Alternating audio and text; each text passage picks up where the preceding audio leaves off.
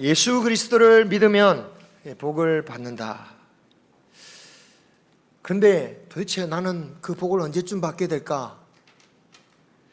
오늘 말씀에서 베드로 사도가 아주 명확하게 그 답을 주고 있습니다. 19절에 회개하라는 것입니다. 회개하면 새롭게 되는 날이 너에게 있을 것이다. 베드로의 그 말은 안전뱅이가 일어나는 기적을 보고 몰려던 많은 사람들에게 한 것이었죠. 아마도 그 사람들은 그 일이 그냥 신기해서 모여든 게 아니라 그들 역시 하나님의 은혜를 받고자 하는 마음으로 모였을 것이라고 보여집니다. 왜냐? 그들 역시 은혜를 받으러 성전으로 온 사람들이었거든요. 그냥 가까운 교회, 그냥 오늘 한번 가볼까? 이러면서 온 게 아니라 최소 적어도 며칠, 적게는 몇 달에 걸쳐서 정말 오래도록 가면서 살 수 있으면 준비를 하면서 성전을 찾아온 사람들이 그곳에 많았다라는 거예요. 그러니 그들에게도 그 하나님의 은혜로 보이는 일들, 그 은혜가 나에게도 임하는 마음으로 정말 간절하게 나도 이런 은혜를 받았으면 하며 모였을 것입니다. 그런 그들에게 베드로는 지난 2장에서 말씀했던 것과 똑같이 부활하신 예수 그리스도를 증거하고 있습니다. 기적을 보고 모인 사람들 중에 야, 예수님에 대해서 알려줘 라고 온 사람들은 아무도 없었을 거예요. 하지만 표적을 나타내신 목적이 뭐냐? 바로 예수 그리스도를 나타내기 위해서였다라는 겁니다.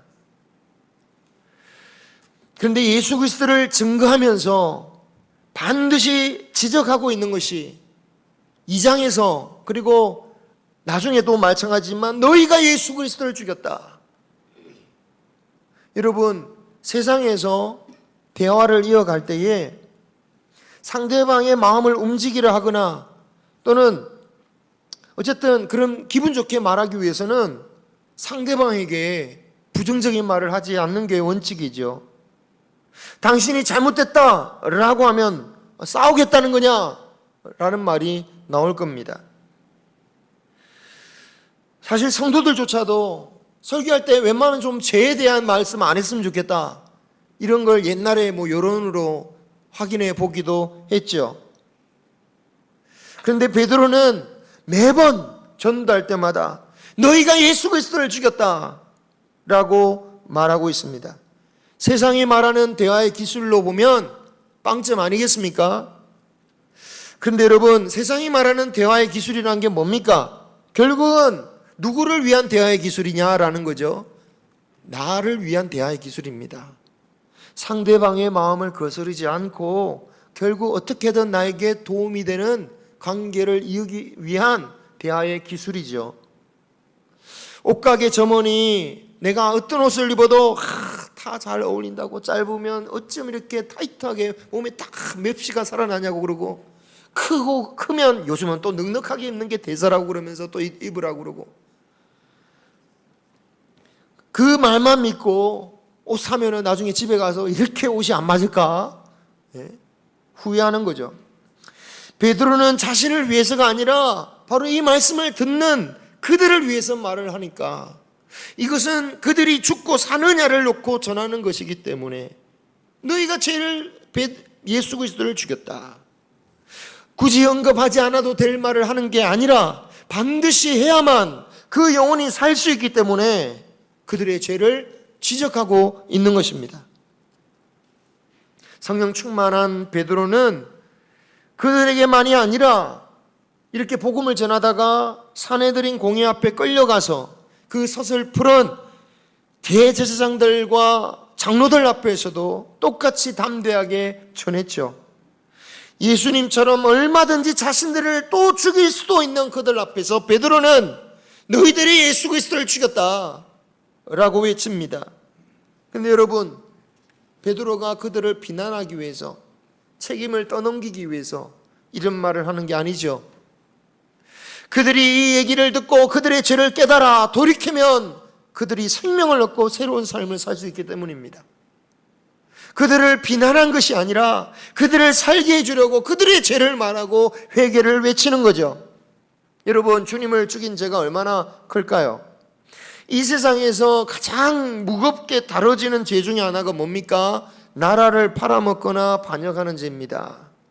죄가 인정되면요, 사형 아니면 무기징역이라고 하죠. 그런데 이 죄는요, 왕이나 지도자의 명령을 어길 때에도 얼마든지 적용돼요.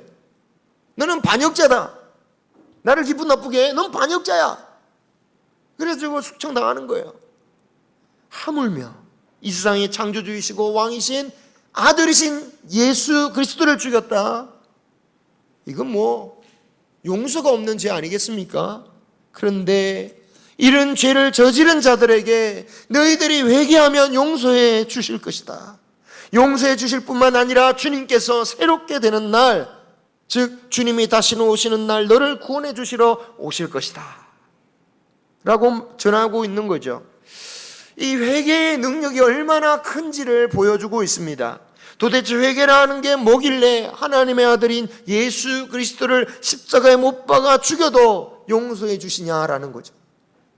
그 회개의 원리, 그 크신 하나님의 사랑의 능력을 다 우리가 어떻게 이해하겠습니까마는 회개하라, 그 말씀을 그냥 우리는 받아들이면 되는 겁니다. 아무리 큰 죄를 저질렀을지라도 회개할 때에 새 삶을 누릴 수 있다. 하나님의 아들 예수님을 죽인 죄도 회개받고 용서받고 새로운 날을 살 수 있다면 회개해서 용서 안 될 죄가 어디 있냐, 그 말씀을 전하고 있는 것입니다.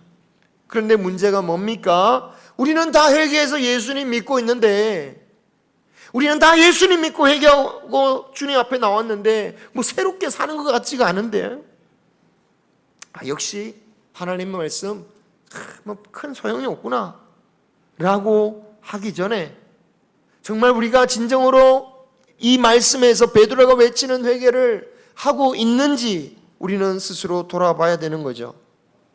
하나님이 원하시는 회개를 하고 있는 건지 아니면 의미 없는 회개를 하고 있지는 않은지.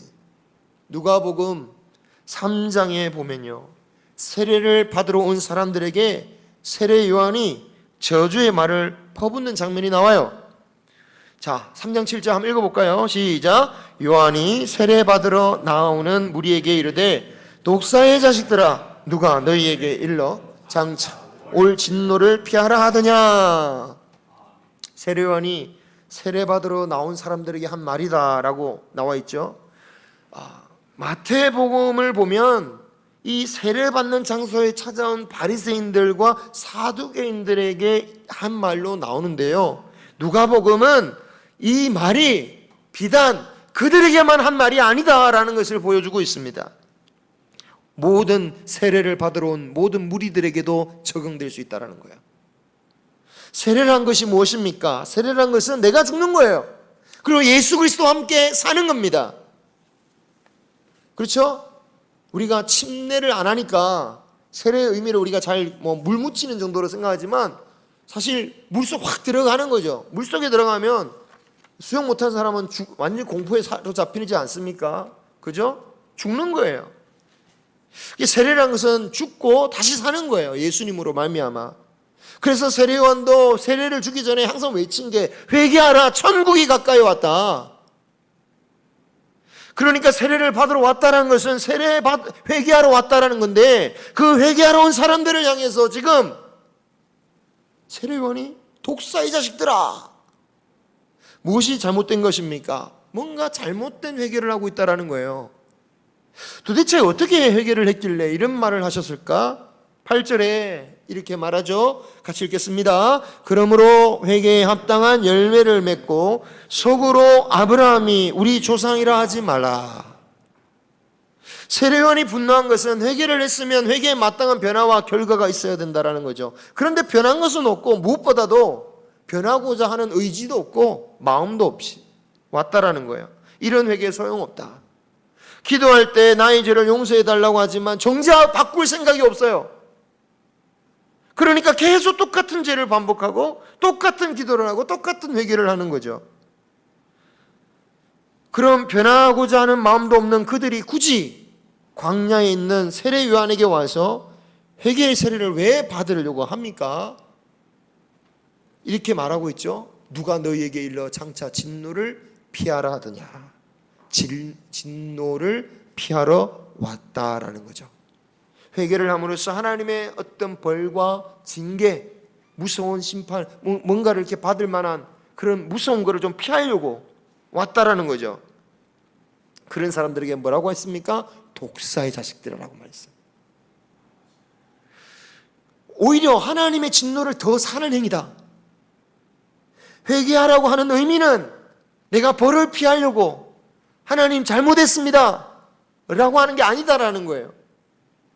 여러분, 세상의 권력자들 또는 범죄자들이 권력자들이죠. 주로 법적으로 책임져야 할 일이 생기면 꼭 찾는 데가 어디 있습니까? 일단 병원부터 가죠. 병원부터 갑니다. 그 다음으로 이용하는 게 뭡니까? 종교입니다. 특히 교회를 많이 가요. 교회 갈 시간이 없으면 성경책이라도 들고 다녀요. 성경책 읽었다고 그러고.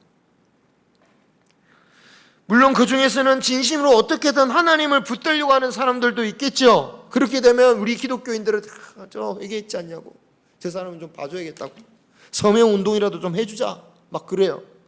그런데 여러분, 우리가 간과해서는 안 될 점이 있습니다. 회개란 것은 자신의 벌을 면하기 위해서 하는 게 아니다라는 거예요. 진정한 회개는 뭡니까? 내가 벌을 받아 마땅하다라고 하는 거예요. 내가 그런 죄를 저질렀다. 나 회개했으니까 빨리 용서해 주세요. 회개했으니까 내가 책임지지 않게 해주세요. 이건 회개가 아니라는 거예요. 그냥 위기를 모면하려고 하는 것이지. 범죄자들이 자신의 죄가 밝혀지고 꽁꽁 묶인 채 피해자 그 상태에 이르면 어떻게 하냐면 피해자와 가족에게 죄송합니다 뭐 이런 일을 꼭 해요.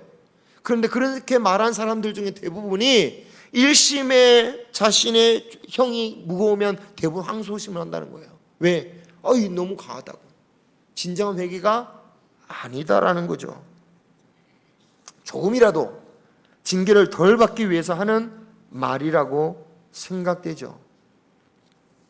진정한 회개는 자신의 죄에 대한 응당한 대가가 치러지는 것을 각오하고 하는 고백입니다. 우리가 회개를 함으로 말미암아 하나님께 용서를 받았다고 해서 나는 이제 아무런 책임을 질 필요가 없다, 누구도 나에게 말하지 말라 라고 할 자격이 없다라는 거예요. 성경에 보면 분명 하나님께서 죄를 용서해 주신다라고 하셨음에도 불구하고 그 죄 때문에 아주 어려움을 겪는 일들을 보게 됩니다. 민수기 14장을 보면요, 하나님께서 약속하신 하나님의 땅을 눈앞에 두고도 그 땅을 향하여 부정적인 보고를 하는 10명의 정탐꾼 때문에 선동되어져서 하나님을 거역했던 이스라엘 백성들의 이야기가 나오죠. 구름 기둥 불 기둥으로 인도받고 하늘에서 만나와 메추라기와 먹고 반석에서 물을 마시며 하나님의 약속하신 땅에 이르렀는데 그런 하나님의 은혜 싹 잊어버리고 약속을 부정하고 다시 돌아가는 게 낫겠다. 그러니까 하나님께서 진노하시죠. 얼마나 화가 나셨는지. 모세에게 이 패역한 백성들을 내가 다 멸망시키고 너만 데리고 갈게. 너만 내가 데리고 가겠다. 하지만 모세가 목숨을 걸면서 차라리 저를 생명책에 지워달라고, 이 백성들을 불쌍히 여겨달라고, 이렇게 하나님 백성이라고 데리고 왔는데 이러면 하나님이 어떻게 되시겠습니까? 그런 모세의 간청함으로 말미암아 하나님께서 용서해 주시죠. 하지만 백성들의 믿음을 꺾어버린 10명의 정탐꾼은 죽게 하시고 백성들에 대해서는 이제 40년간 광야에서 떠돌다가 20세 이상은 다 죽게 될 것이라고 말씀하셨습니다. 이 말을 모세가 딱 전하니까 백성들이 얼마나 슬퍼하는지 그때 드디어 회개를 합니다. 우리가 죄를 지었습니다. 우리가 죄를 지었습니다. 그러면서 뭐라고 하냐면 이제라도 가나안 땅에 가서 우리가 싸우겠습니다. 그때 모세가 만류합니다.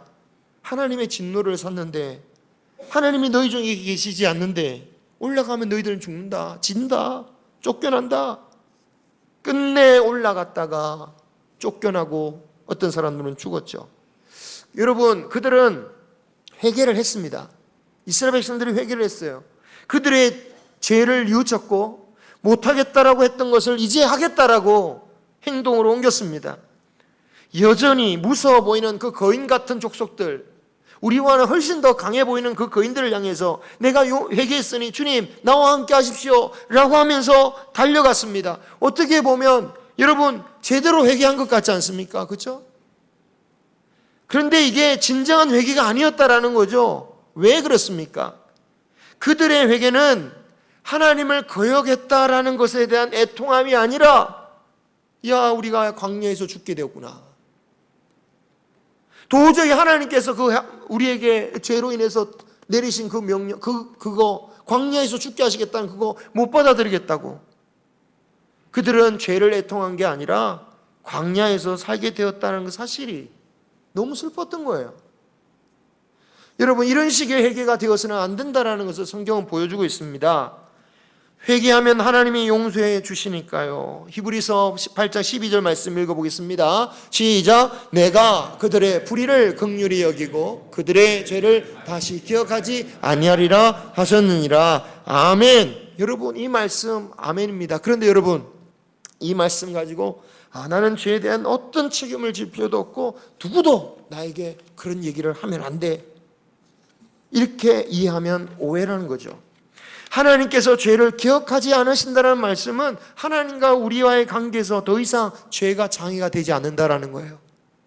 여전히 하나님의 자녀이고 하나님의 약속이 살아있고 그것으로 인해서 하나님을 못 만나는 일은 없다라는 거예요.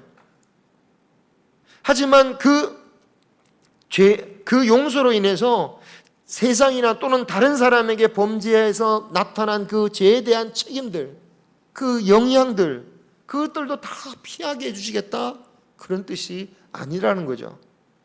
회개는 벌을 받겠다라는 것입니다. 내가 잘못했으니 내가 잘못한 벌을 받겠습니다. 그러나 하나님의 사랑만큼은 회복되기를 원합니다. 예수님의 십자가를 붙잡겠습니다. 비록 내가 나의 죄로 인하여 고통을 받을지라도, 하나님께서 나의 죄로 인하여 나의 생명을 거둬가실지라도 저는 할 말이 없습니다만, 그러나 주여 주의 사랑을 나에게서 거둬가지 마시고 주의 십자가의 은혜가 나를 붙들어 주시옵소서, 나를 구원하여 주시옵소서. 이런 회개의 능력이 있는 것입니다. 이런 회개가 우리를 겸손하게 만들어요. 우리로 하여금 하나님의 은혜를 잊지 않게 하고 항상 감사하게 만듭니다. 많은 시험거리가 우리 눈앞에 있고 우리 주위에 있지만 그 시험거리를 이기게 만들어요. 왜? 나는 주님 앞에 죽을 수밖에 없는 영혼이었는데 그런 나를 살리시고 나를 주신 그 은혜를 생각하면 이런 시험거리, 어려움들, 나 살려주신 것만 해도 얼마나 감사한데 그 감사와 찬양을 드릴 뿐이죠. 그럼에도 나를 사랑하셔서 주의 자녀로 삼으신 그 은혜를 찬양하는 거죠. 비록 감당하지 못할 일을 당할지라도 하나님을 원망할 수가 없습니다. 눈물을 흘리고 가슴을 찢어지지만 그래도 그 가운데서 주님의 은혜를 구할 수밖에 없어요. 왜? 나는 심판을 받았어야 되는 존재니까. 다윗이 자신의 범죄를 회개함으로 용서받은 이후의 모습을 보면 다 그렇습니다. 분명 하나님은 나단 선지자를 통하여 그래 너희가 지은 죄 용서받았다 라고 말씀하셨습니다. 그런데 그 다윗의 죄로 인해서 너와 바세바 사이에서 낳은 아이는 죽을 거야. 다윗이 이래 동안 금식을 하면서 이 아이 살려달라고 몸부림치면서 기도했어요. 신하들이 너무 걱정할 정도로 몸을 상해가면서 그렇게 기도했는데 결국은 죽었습니다. 그러나 다윗은 하나님을 원망하지 않았습니다. 그런데 이것에서 끝나지 않았죠. 다윗이 회개하기 전에 하셨던 경고가 있었습니다. 너는 밤중에 그런 은밀한 부끄러운 짓을 행했으나 나는 대낮에 네가 했던 일을 그대로 돌려주겠다. 그 일을 압살롬을 통해서 일으켜 주셨죠. 다윗은 그 얘기를 듣고 그 일을 떠올렸을 것입니다. 그 말씀, 그 저주의 말씀, 그 말씀이 그대로 이루어졌잖아요. 그런데 그보다도 더 고통스럽게 했던 것은 그 압살롬을 죽게 하셨을 때 너무너무 고통스러워하죠. 죽은 압살롬을 가리켜서 다윗이 울면서 그렇게 하잖아요. 내 아들, 내 아들 압살롬아, 차라리 내가 너를 대신하여 죽었다면. 압살롬, 내 아들, 내 아들아. 울부짖죠. 누가 봐도 압살롬은 죽어 마땅한 사람이었습니다. 그런데 그럼에도 다윗은 마치 압살롬이 아무 죄 없는 사람인 것처럼, 자신 때문에 죽은 사람처럼, 차라리 내가 죽었어야 되는데, 그러면 너를 살릴 수 있었을 텐데. 그 모든 비극의 결국이 다 자신의 과거의 죄로부터 비롯되었다라는 것을 알았기 때문일 겁니다. 그래서 다윗은 하나님께 왜 나의 아들을 살려주지 않으셨습니까? 따질 수가 없었습니다. 압살롬이 죽을 죄를 지은 것도 사실이었고, 그리고 자신이 범한 죄의 쓴뿌리임을 알기에 차라리 내가 죽었더라면 그 죄의 대가가 나로 끝났을 텐데, 나의 사랑하는 아들이 이 고통을 받았구나, 그런 마음을 가지게 된 거죠. 그런데 하나님께서 아니 이렇게 용서하셨다놓고 이런 아픔을 주신다면 아니 왜 회개를 합니까? 라고 할 수 있겠죠. 하지만 다윗은 고백합니다. 징계는 잠시지만 하나님의 은혜는 영원하다는 것. 그래서 시편 30편의 5절에 이렇게 고백하죠. 같이 읽겠습니다. 그의 노염은 잠깐이요 그의 은총은 평생이로다. 저녁에는 울음이 깃들일지라도 아침에는 기쁨이 오리로다. 아멘. 비록 이스라엘 백성들이 광야에서 죽었다 할지라도 그들은 영원히 버림받은 게 아닙니다. 그 40년 동안 하나님을 의지하는 법을 하나님이 가르쳐 주셔서 그 믿음으로 하나님 나라에 들어가게 하신 거죠. 모세도 광야에서 죽었잖아요. 진짜 가야 할 곳은 가나안 땅이 아니라 하나님 나라니까. 정말 버림받은 것이란 영원한 하나님 나라에 들어가지 못하는 것입니다. 죄를 지은 자를 용서하시되 다시 그 죄에 빠지지 않도록 그를 끝까지 하나님의 나라로 인도하시기 위해서 회개하였으나 그 죄의 아픔과 고통을 그에게 주시는 것이었던 거죠. 진정한 회개란 것은 이러한 하나님의 뜻도 당연히 받아들이는 겁니다. 다윗의 회개가 진실된 것은 이러한 하나님의 징계조차도 결국은 나를 인도하시는 것임을 믿고 따랐기 때문입니다. 울면서 그 무서운 징계를 두려워하기보다 다윗이 정말 두려워했던 게 뭡니까? 나단 선지자가 다윗에게 와서 회개를 외치고 징계를 예언했을 때 썼다는, 그 이후에 썼다는 시편 말씀이 있습니다. 시편 51편 말씀인데 11절 12절에 이렇게 말씀하고 있습니다. 같이 한번 읽어보겠습니다. 나를 주 앞에서 쫓아내지 마시며 주의 성령을 내게서 거두지 마소서. 주의 구원의 즐거움을 내게 회복시켜 주시고 자원하는 심령을 주사 나를 붙드소서. 아멘. 진정한 회개는 징벌을 피하는 데 있는 게 아니라 자신의 죄로 말미암아 멀어진 하나님께, 그 하나님께 가까이 가기 위해서 나는 어떤 책임이라도 난 받겠습니다, 그렇게 고백하며 하나님께 나아오는 겁니다. 하나님을 더 가까이 하는 겁니다.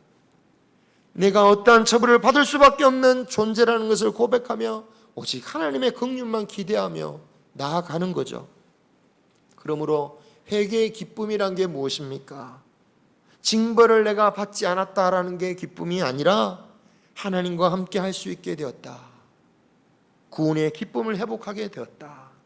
하나님이 나를 얼마나 사랑하시는지를 알게 되었다. 여러분 가운데 이 구원의 즐거움이 날마다 있으시기를 소망합니다. 하나님과의 거리감이 느껴지신다면 구원의 기쁨을 회복하도록 기도하는 우리 모두가 되기를 소망합니다. 진정한 회개를 하면 주님이 우리를 가까이 하십니다. 구원의 기쁨을 회복시켜 주십니다. 하나님과의 관계를 멀리하게 하시는 것, 멀리하게 만드는 것이 있다면 그것을 내려놓고 하나님을 향하여 나아가는 저와 여러분이 되시기를 주님의 이름으로 축원합니다.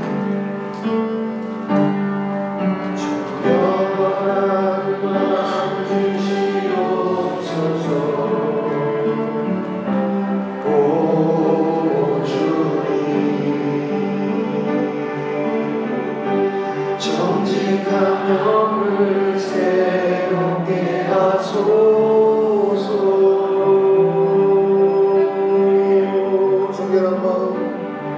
정결한 마음 주시옵소서.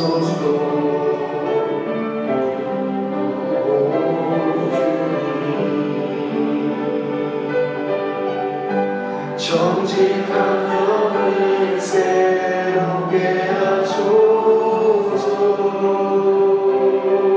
다시 한번 정결한 마음 주시옵소서. 정결한 마음 주시옵소서. 오 주님, 정직한 영을 새롭게 하소서. 나를 주님 앞에서, 나를 주님 앞에서 멀리하지 마시고, 멀리하지 마시고, 주의 성령을 거두지 마옵소서.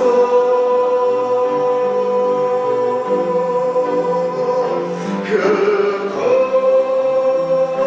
고뇌의 꿈 다시 회복시게 채고, 변치 않는 맘 내 안에 주소서. 나를 주님 앞에서, 나를 주님 앞에서 멀리하지 마시고,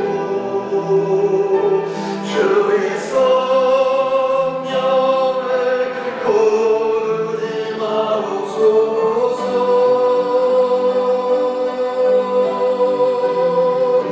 그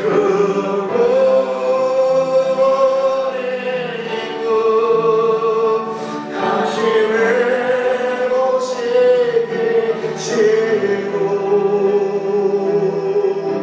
변치 않는 맘 내 안에 주소서. 다시 한번 나를 주님 앞에서 멀리하지 마시고, 나를 주님 앞에서 멀리하지 마시고, 주의 성령을 거두지 마옵소서.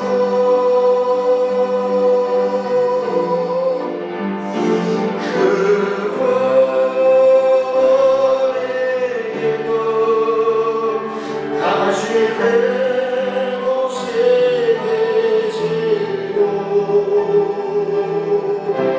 변치 않는 맘 내 안에 주소서.